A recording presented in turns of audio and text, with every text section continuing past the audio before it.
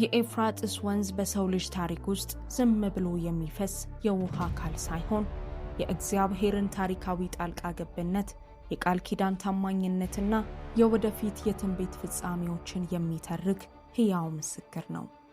ይህ ታላቅ ወንዝ በመጽሐፍ ቅዱስ ገጾች ውስጥ ለመጀመሪያ ጊዜ የተጠቀሰው ገና የሰው ልጅ ሳይወድቅ በኤደን ገነት ውስጥ በነበረበት ቅጽበት ነው። በኦሪት ዘፍጥረት ምዕራፍ 2 ቁጥር 14 ላይ እንደተገለጠው ገነትን ያጠጡ ዘንድ ከኤደን ከሚወጡት 4 ታላላቅ ወንዞች መካከል አራተኛው ሆኖ ተመዝግቧል። ዛሬም ድረስ በታሪክ ተመራማሪዎች ዘንድ የስልጣኔ መገኛ ተብሎ የሚጠራው ይህ ወንዝ መጽሐፍ ቅዱሳዊ ታሪክ ከምድራዊ መልክዓ ምድር ጋር የተቆራኘ እንጂ በምናብ የተፈጠረ ተረት አለመሆኑን በተጨባጭ ያረጋግጣል። የኤፍራጥስ ስም ትርጉም በራሱ ፍሬያማ ወይም ጣፋጭ ውሃ ማለት ሲሆን ይህም እግዚአብሔር ለሰው ልጅ መኖሪያነት ካዘጋጀው የጥጋብና የበረከት ስፍራ ጋር ፍጹም ተስማሚ ነው። ወንዙ በቱርክ ተራራማ ቦታዎች ተነስቶ ሶሪያንና ኢራቅን አቋርጦ ፋርስ ባህረ ሰላጤ ከመግባቱ በፊት ለሺህ ዓመታት የሰው ልጅ ሕይወት መተንፈሻ ሆኖ ቆይቷል። ታሪካዊ ጉዟችንን ስንቀጥል ኤፍራጥስ ለእግዚአብሔር ሕዝብ የተስፋ ወሰን ሆኖ እናገኘዋለን። እግዚአብሔር ለአባታችን ለአብርሃም በዘፍጥረት ምዕራፍ 15 ላይ የገባው ቃል ኪዳን እጅግ ሰፊ ነበር። ከግብጽ ወንዝ ጀምሮ እስከ ትልቁ ወንዝ እስከ ኤፍራጥስ ወንዝ ድረስ ያለውን ምድር ለዘርህ ሰጥቻለሁ በማለት የገባው ቃል ወንዙ የእግዚአብሔር ስጦታ የሆነው ርስት ድንበር መሆኑን ያበስራል። ይህ ተስፋ ከብዙ ዓመታት በኋላ በንጉሥ ዳዊትና በልጁ በሰለሞን ዘመን ሙሉ በሙሉ ፍጻሜውን አግኝቷል። በእነዚያ ወርቃማ ዘመናት የእስራኤል ግዛት እስከ ኤፍራጥስ ዳርቻ ተዘርግቶ ነበር። ይህም ወንዙ የእግዚአብሔር በረከትና የሉዓላዊነት ምልክት መሆኑን ያሳያል። ከኤፍራጥስ ባሻገር ያለው ምድር ለሕዝቡ ባዕድና አደገኛ ቢሆንም በወንዙ ወዲህ ያለው ግን የእግዚአብሔር ቃል ኪዳን ጥላ ያረፈበት ርስት ነበር።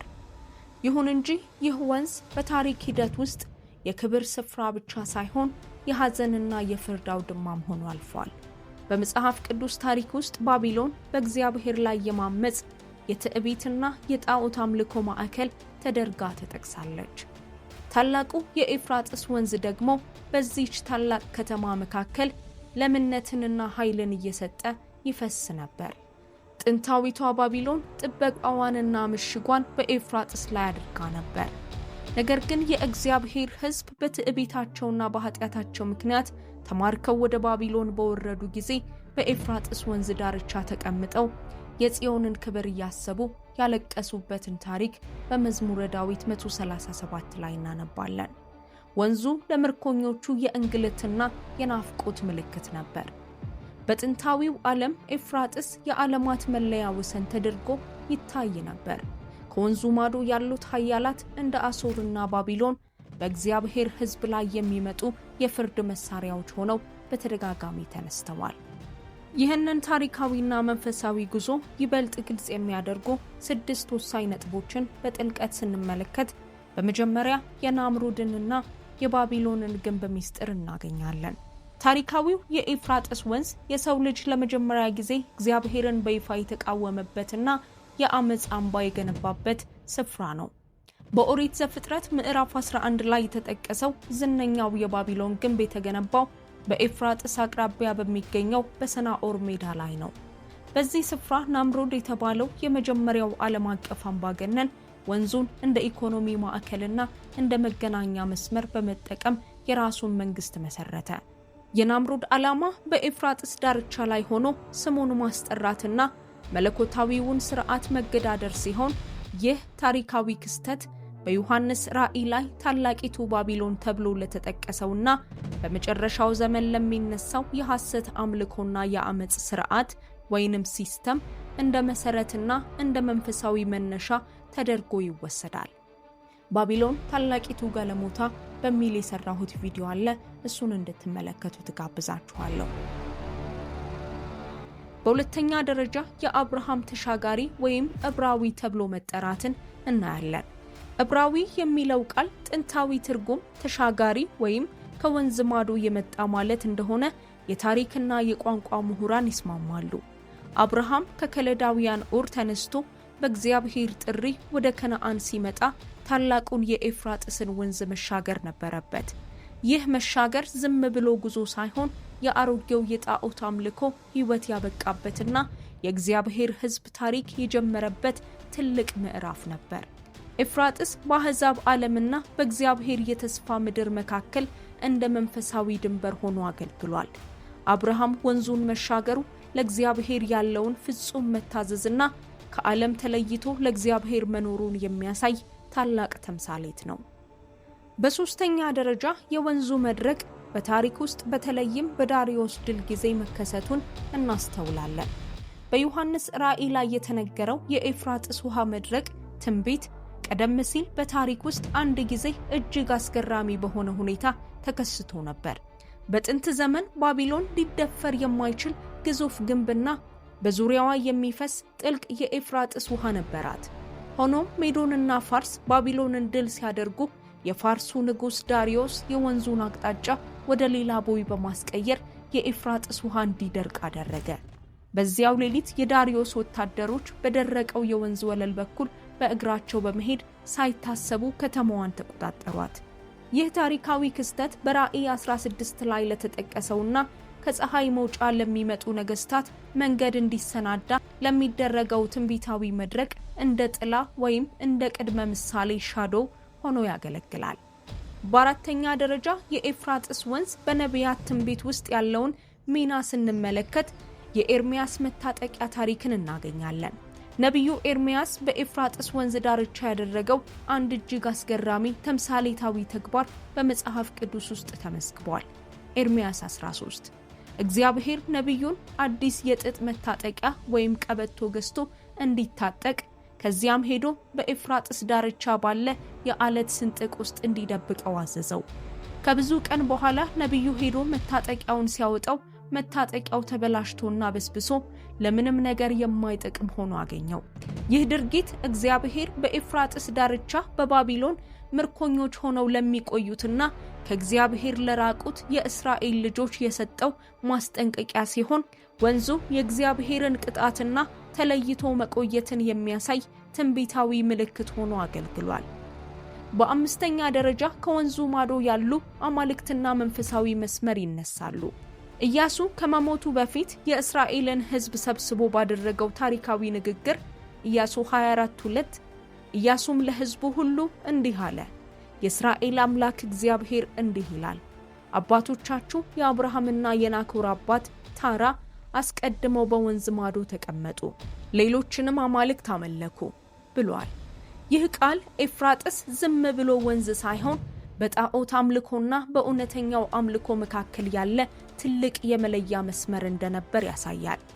ከወንዙ ማዶ ያለው ምድር የጣዖትና የአመጽ ተምሳሌት ሲሆን ወንዙን ተሻግሮ ወደ ከነዓን መግባት ደግሞ ወደ እግዚአብሔር መንግስት መግባት ነው። ዛሬም ወንዙ መድረቁ ያ የጥንቱ የባቢሎን የአማልክት ወይንም ያጋንንት መንፈስ ዳግመኛ ወደ ምድር ለመምጣት መንገዱ እየተጠረገለት መሆኑን የሚያሳይ ትልቅ ትንቢታዊ ምልክት አለው። በስድስተኛ ደረጃ ደግሞ በኤፍራጥስ ስር የተገኙ የመላእክት ድምጽ ሚስጥርን እናያለን። በቅርብ ዓመታት የኤፍራጥስ ወንዝ ውሃ በከፍተኛ ሁኔታ እየቀነሰ ባለበት ወቅት ከዓለም ዙሪያ የሚመጡ ዘገባዎች እጅግ አስደንጋጭ መረጃዎችን ይዘው ብቅ ብለዋል። ወንዙ ሲደርቅ ብቅ ባሉት ጥልቅ ዋሻዎች ውስጥ እንግዳ የሆኑ ልክ እንደ ሰንሰለት ድምጽና የሰቁቃ ጩኸት የሚመስሉ ድምጾች እንደሚሰሙ የሚገልጹ የቪዲዮ ምስክሮች በስፋት ተሰራጭተዋል። ምንም እንኳን እነዚህ ድምጾች በቤተክርስቲያን በይፋ ሳይረጋገጡ በኢንተርኔት ላይ የሚዘዋወሩ ቢሆንም በዮሐንስ ራእይ 9 ላይ የተጠቀሱትን በታላቁ ወንዝ በኤፍራጥስ የታሰሩ 4 መላእክት ትረካዎች ለብዙዎቻችን ሕያው ያደርጉታል።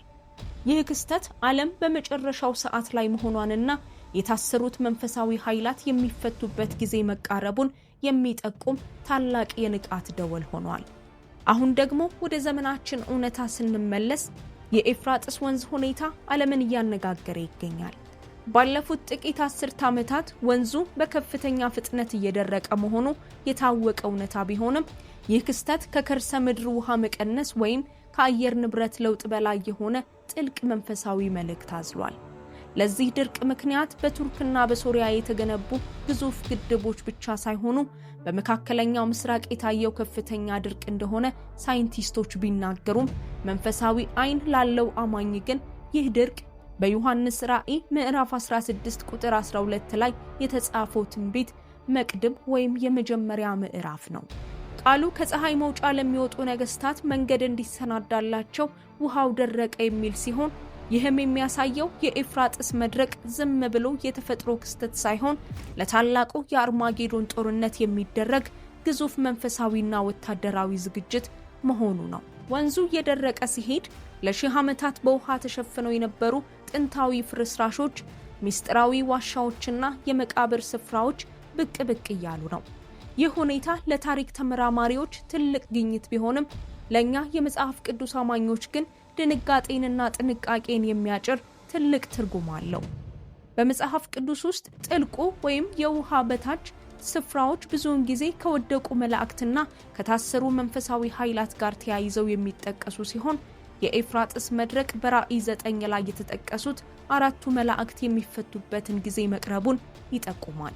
እነዚህ መላእክት በታሪካዊው ኤፍራጥስ ስር በቁጥጥር ስር የነበሩ ነገር ግን በታዘዘው ሰዓት የሰውን ልጅ 1/3 ለማጥፋት የሚለቀቁ የጥፋት ኃይሎች በመሆናቸው የወንዙ መድረቅ በአይን ለሚታየው የሰው ልጅ ጦርነት ብቻ ሳይሆን ለአስፈሪው መንፈሳዊ ውጊያ በር መክፈቱን ያመለክታል። በተጨማሪም የኤፍራጥስ ውሃ በመቶ ሚሊዮኖች የሚቆጠሩ ሰዎችን የኑሮ መሰረት እየነካ መሆኑ በመጽሐፍ ቅዱስ ውስጥ የተጠቀሰውን የምጥ መጀመሪያ ያስታውሰናል። ይህ ቀውስ በኢራቅ በሶሪያና በቱርክ መካከል ያለውን ውጥረት እያባባሰ የሚገኝ ሲሆን የፖለቲካ ተንታኞች እንደሚሉት የወደፊቱ ጦርነት የውሃ ጦርነት ነው። መጽሐፍ ቅዱስ ግን ይህን ውጥረት በሉቃስ 21:25 ላይ የአሕዛብ መታወክ በማለት ይገልጸዋል። ኤፍራጥስ መድረቁ የዓለምን ጂኦፖለቲካ መረጋጋት ብቻ ሳይሆን በሰው ልጅ ልብ ውስጥ ያለውን የሰላም እጦትና የእግዚአብሔርን ቁጣ መቃረብ ያሳያል። ወንዙ ሲደርቅ በጥንታዊቷ ባቢሎን ውስጥ የነበረው የክፋት መንፈስ ዳግመኛ ራሱን እያደራጀ መሆኑን እንረዳለን። በማጠቃለያው የኤፍራጥስ መድረቅ መንፈሳዊ ትርጉሙ እግዚአብሔር ለዓለም የሰጠው የጊዜ ገደብ እያበቃ መሆኑን የሚናገር የሰዓት ጠቋሚ ነው። እንደ አብርሃም ቃል ኪዳን የበረከት ወሰን የነበረው ወንዝ አሁን ወደ ፍርድ ወሰንነት እየተቀየረ ነው። ይህ ክስተት አማኞች ራሳቸውን እንዲመረምሩና ትንቢታዊውን ሰዓት እንዲረዱ የሚጣራ ድምጽ ነው። ወንዙ እየደረቀ ባለበት በዚህ ዘመን የእግዚአብሔር ቃል ግን እንደማይደርቅና እንደማይለወጥ ቆሞ ይመሰክራል። የኤፍራጥስ ድርቅ ምድራዊ ቀውስ ብቻ ሳይሆን የሰማያዊ መንግስት መቅረብና የክርስቶስ ዳግም ምጽአት ዋዜማ ምልክት ነው። ወደ መጽሐፍ ቅዱስ የመጨረሻው ክፍል ወደ ዮሐንስ ራእይ ስንሻገር ኤፍራጥስ ከመቼውም ጊዜ በላይ ትኩረት የሚስብ ትንቢታዊ ሚና ይይዛል። በራእይ ምዕራፍ 9 ላይ 6ኛው መልአክ መለከት በነፋ ጊዜ በታላቁ ወንዝ በኤፍራጥስ የታሰሩ 4 መላእክት እንዲፈቱ ትእዛዝ ተላለፈ። እነዚህ መላእክት ለሰዓቱ፣ ለቀኑ፣ ለወሩና ለዓመቱ ተዘጋጅተው የነበሩ ሲሆን ተግባራቸውም የሰውን ልጅ 1/3 መግደል እንደሆነ ተጽፏል። ይህም ወንዙ በመጨረሻው ዘመን ለሚካሄደው አስፈሪ መንፈሳዊና ምድራዊ ፍልሚያ እንደ መነሻና ስልታዊ ስፍራ መሆኑን ያመለክታል። ይበልጥ የሚያስደንቀው ግን በምዕራፍ 16 ላይ የተጠቀሰው 6ኛው የቁጣ ጽዋ ፍሰት ነው። መልአኩ ጽዋውን በታላቁ ወንዝ በኤፍራጥስ ላይ በሚያፈስበት ጊዜ ከፀሐይ መውጫ ለሚመጡ ነገስታት መንገድ ይዘጋጅ ዘንድ የወንዙ ውሃ እንደሚደርቅ ትንቢቱ ይነግረናል። ዛሬ በአይናችን የምናየው የወንዙ ድርቅ ለዚህ ትንቢታዊ ፍጻሜ መንገድ ጠራጊ እንደሆነ ብዙዎቻችን እናምናለን። በጥልቀት ስንመለከተው ኤፍራጥስ በኤደን ገነት የሰው ልጅ ሕይወት ሲጀምር አብሮ የነበረው ወንዝ በታሪክ መጨረሻ በአርማጌዶን ጦርነት ዋዜማ ላይ ወሳኝ ሚና ይጫወታል። ወንዙ በታሪክ ሂደት ውስጥ የስልጣኔዎች መነሻ፣ የቃል ኪዳን ወሰን፣ የሕዝበ እስራኤል የምርኮ ስፍራና የመጨረሻው ዘመን ትንቢታዊ ምልክት ሆኖ አገልግሏል። ዛሬ የወንዙ መድረቅ የሚነግረን አንድ ትልቅ እውነት አለ። ዓለም አቀፋዊ ሁነቶች ሁሉ በእግዚአብሔር ቁጥጥር ስር መሆናቸውንና መጽሐፍ ቅዱስ የተናገራቸው ትንቢቶች ያለ ስህተት እየተፈጸሙ መሆኑን ነው። ታሪክ በአጋጣሚ የሚመራ ሳይሆን በመለኮታዊ መርህ የሚጓዝ ጉዞ ነው። ስለዚህ የኤፍራጥስን ታሪክ በጥልቀት ማጥናት ማለት የሰው ልጅን መጀመሪያና መጨረሻ ማወቅ ብቻ ሳይሆን በእነዚህ ሁሉ መሃል የሚሰራውን የእግዚአብሔርን ፍርድ፣ ምህረትና የታማኝነት እጅ በግልጽ መረዳት ማለት ነው። ይህ ወንዝ ዝም ብሎ አይፈስም። እግዚአብሔር ለዓለም ያለውን ዕቅድ እየመሰከረ ይጓዛል። አበቃው።